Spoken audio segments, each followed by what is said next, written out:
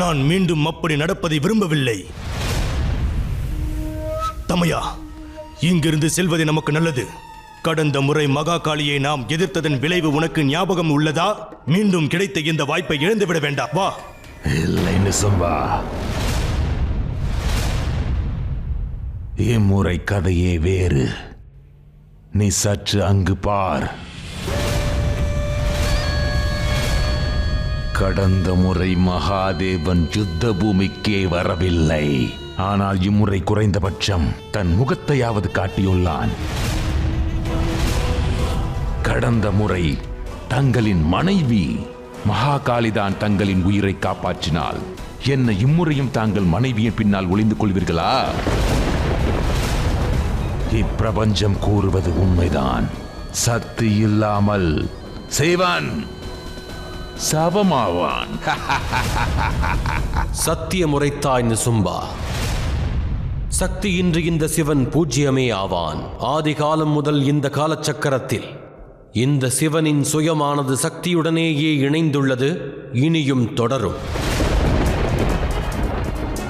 என்னுள்ளிருக்கும் சக்தி சக்தியாக வெளிப்பட்டால் நான் மட்டுமல்ல, இப்பிரபஞ்சத்தின் சுயம் என்பதும் பாதுகாப்பாகவே இருக்கும்.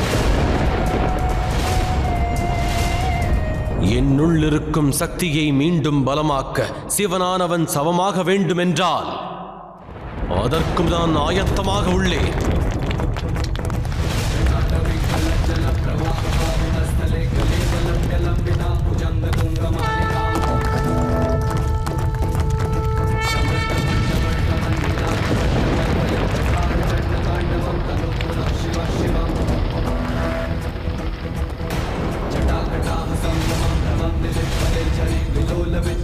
சமயம் வந்துவிட்டது கௌரி. சிவனானவன் சவமாக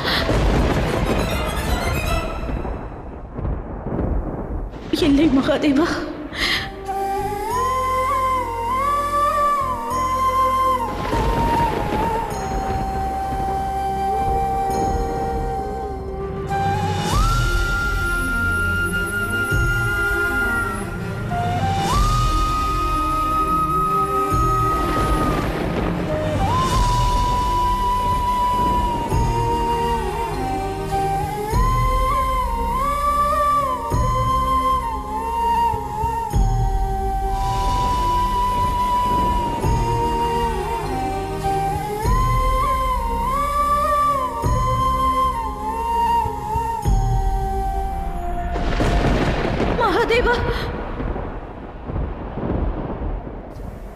இது எனது அழிவல்ல,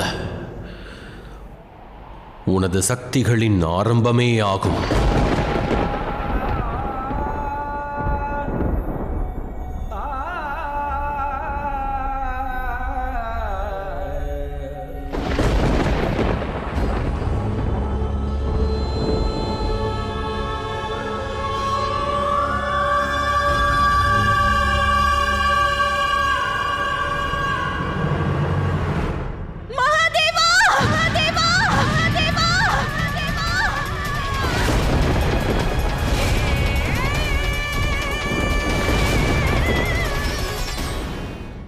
ஆஹா, என்ன அற்புதமான அபூர்வ காட்சி! ஒருபுறம் பார்வதி மகா காளியாகும் சக்தியை இழந்து விட்டாள். மேலும் மகாதேவரும் தன்னுடைய தோல்வியை ஒத்துக்கொண்டு சுய விருப்பத்தினால் தனது உயிரையும் மாய்த்துக் கொண்டார் நிசும்பா. அமைதியாக இரு தாரகாசுரா. இது அமைதியாக இருப்பதற்கான நேரம் அல்ல, இது கொண்டாட்டத்திற்கான நேரமாகும். பார், சக்தி இல்லாமல் சிவன் சவமானதை பார்.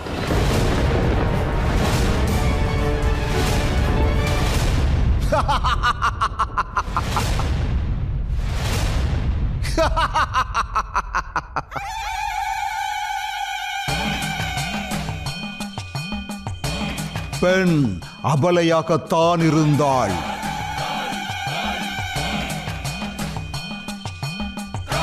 அபலையாகவே இருக்கிறாள், அபலையாகத்தான் இருப்பாள்.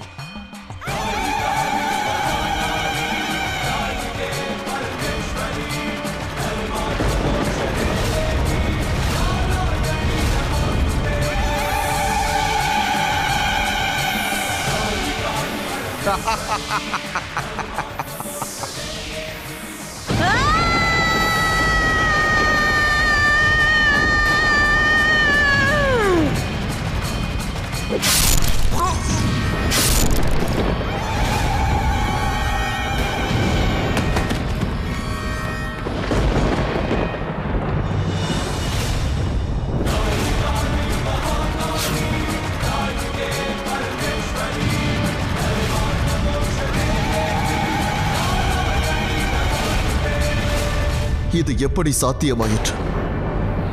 நான் தான் தாயின் அனைத்து சக்திகளையும் எனது யாகத்தில் சமர்ப்பித்து விட்டேனே. அதனால் அவரால் மகா காளியாக மீண்டும் ஆகவே முடியாது. ஆனால் பிறகு எப்படி?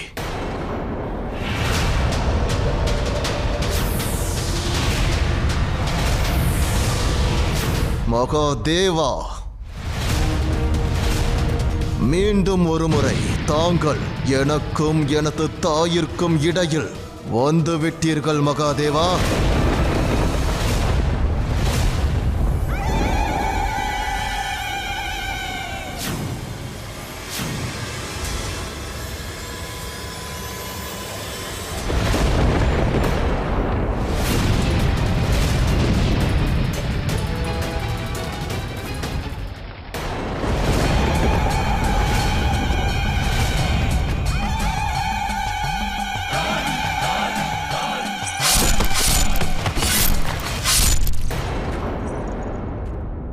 தாயே, தாங்கள் அழிக்க நினைப்பவர்களை தங்களால் அழிக்க இயலும். ஆனால் நான் மீண்டும் தாங்கள் தியாகம் செய்வதை அனுமதிக்க மாட்டேன் தாயே.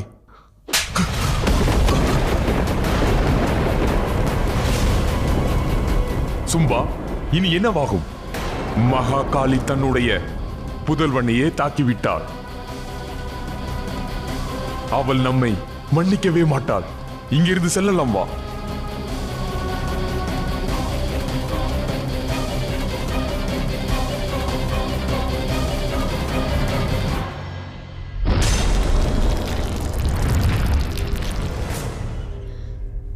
தாங்கள் எனது புதல்வர்களை காத்தே ஆக வேண்டும்.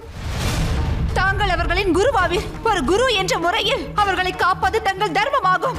என் சிஷ்யர்களை காப்பதே என் தர்மமாகும். ஆனால் நீ ஒன்றை மறந்து விட்டாய் திதி. ஒரு தாய் தன் குழந்தை மீது கொண்ட அன்பினால் பார்வையை இழந்து விடலாம். ஆனால் ஒரு குருவிடம் அத்தனை உரிமைகள் இல்லை. தன் சிஷ்யர்களின் கர்மங்களுக்காக கண்ணை மூடிக்கொண்டிருப்பவர் அல்ல குரு.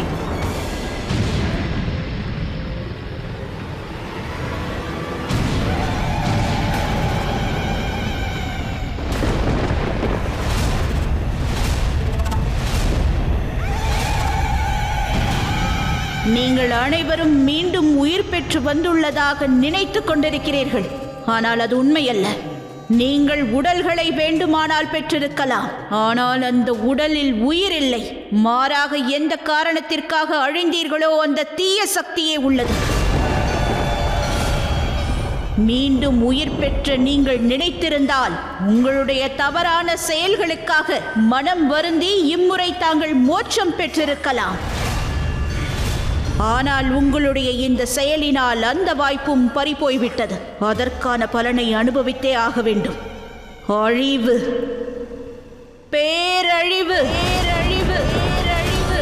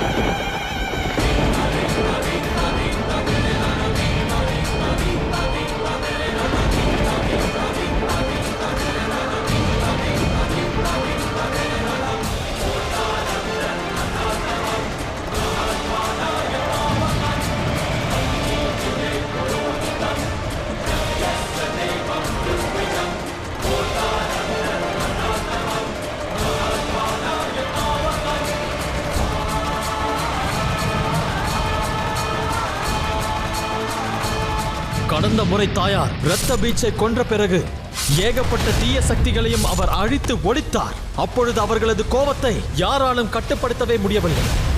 தாய் மற்றும் தந்தை ஒருவர் மற்றொருவரின் பகுதியாவர். தந்தையாரோ தன்னுடைய சக்திகள் அனைத்தையும் தாயாருக்கு தாமாக அளித்து சக்தியை அவர் இழந்து விட்டார். அதனால்தான் தாய் மகாகாளியாக வடிவம் எடுக்க முடிந்தது.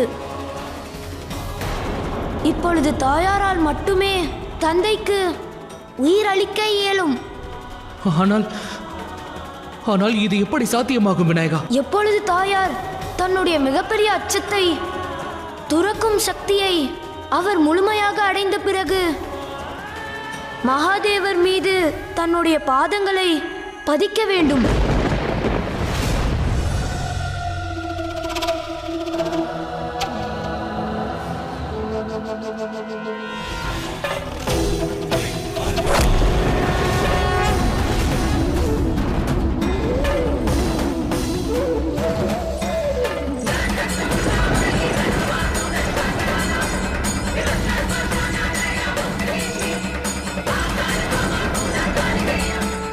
நீ ஏற்கனவே அறிந்த உண்மையையே நான் உணர்த்துகிறேன் கௌரி. நீ மீண்டும் சிவனின் சரீரம் மீது உனது காலை பதிக்க வேண்டும் கௌரி.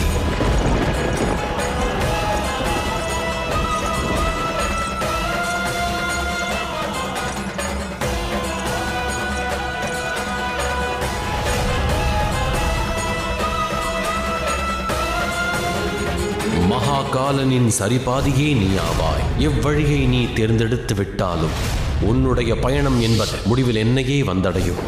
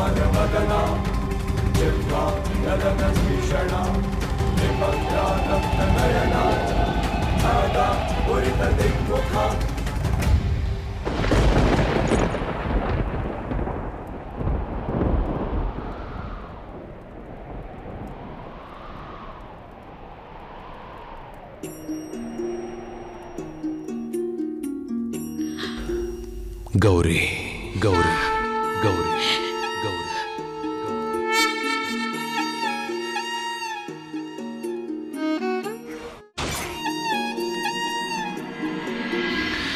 மகாதேவா. கௌரி, இறுதியாக நீ உன் முடிவிலும் எதிர்கொண்ட இந்த கடும் பரீட்சையிலும் வெற்றி கண்டுவிட்டாய் மகாகாளி. வெளியில் இருக்கும் தீமை மற்றும் இருளை அகற்றுவதற்கு முன்பு ஒருவர் தனதுள் இருக்கும் இருள் மற்றும் பயத்தை போக்க வேண்டும். முதலில் ஒருவர் தன்னை வெற்றி கொள்வது அவசியமாகும். அதனை இப்பிரபஞ்சத்திற்கே நீ உணர்த்தியுள்ளாய் மகாகாளி. உச்சிதமான செயலை உச்சிதம் என்று நிரூபிப்பதற்காக இவ்வாறு நடந்து கொள்வதும் அவசியமாகிறது மகாகாளி. இக்காரணத்தினால்தான் அன்றில் இருந்து இன்று வரை உன் வடிவமானது ஓம் காளி என்று அழைக்கப்படுகின்றது.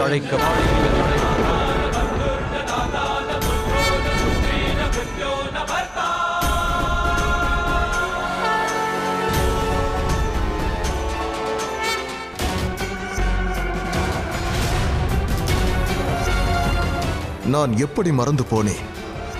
நான் எந்த வழியில் சென்றாலும் மகாதேவர் நிச்சயமாக தங்களை என்னிடமிருந்து பிரித்து விடுவார். மகாதேவரிடம் உனக்கு ஏன் இந்த விரோதம் வந்தகா?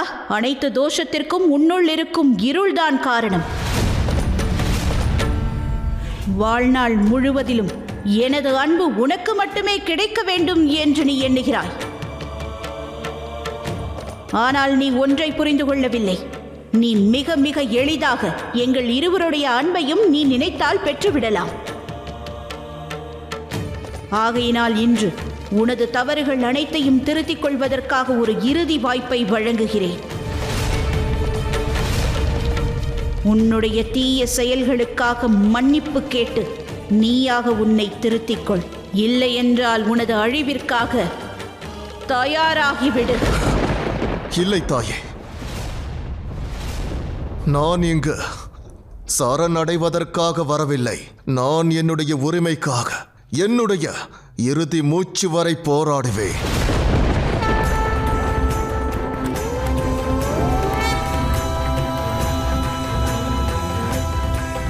குருதேவா, குருதேவா, தாங்கள் இங்கு வந்த நோக்கத்தினை நான் நன்கு அறிவேன். தாங்கள் இங்கு தனது சிஷ்யனை காக்க வந்துள்ளீர்கள். இப்பொழுது தங்களின் ஒரே ஒரு சிஷ்யன் மட்டுமே உயிரோடு உள்ளார். தாங்கள் வணங்கும் மகாதேவரிடமிருந்து தங்களது சிஷ்யனை காப்பாற்றுங்கள். இதுதான் தங்களுடைய தர்மமாகும். காப்பாற்றுங்கள்.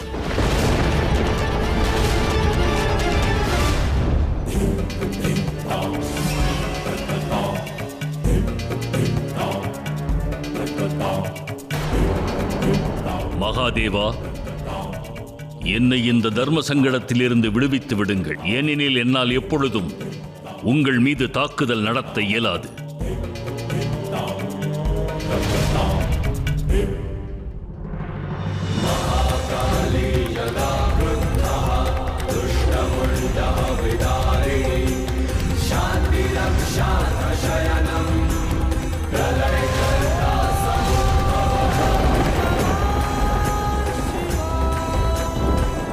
நீ எப்பொழுதும் உண்மையின் ஒளியிலிருந்து மறைந்தே வாழ்ந்து வந்துள்ளாய் அந்தகா. ஆனால் இப்பொழுது உனது தீய மார்க்கமானது இக்கணம் முடிவடையப் போகிறது.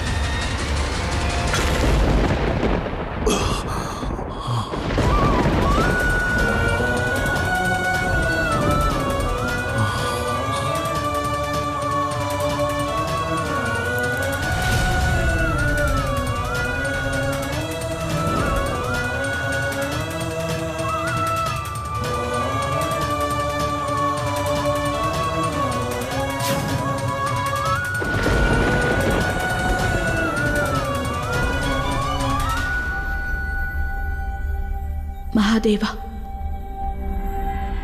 அந்தகன் முக்தி அடைந்து விட்டான். ஆகையினால் இப்பொழுது உஷானா முனிவருக்கும் முக்தி அளிக்கும் நேரம் வந்துவிட்டது.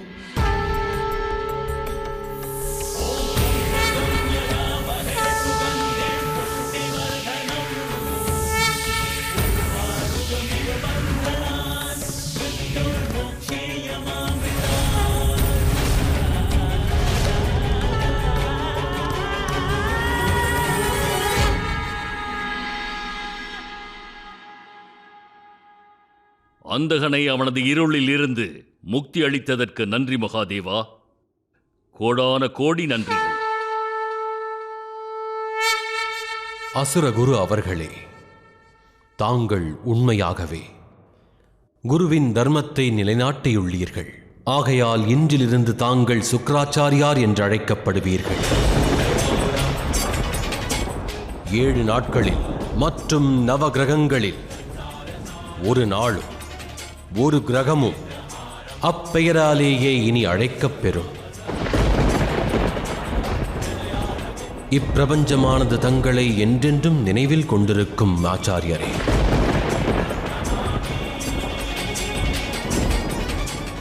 தாங்கள் கூறியது சரிதான் தந்தையே.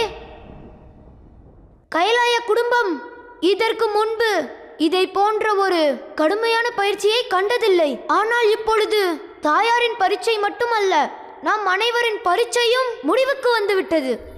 ஆம் விநாயகா, இறுதியாக அனைத்தும் நலமாகிவிட்டது.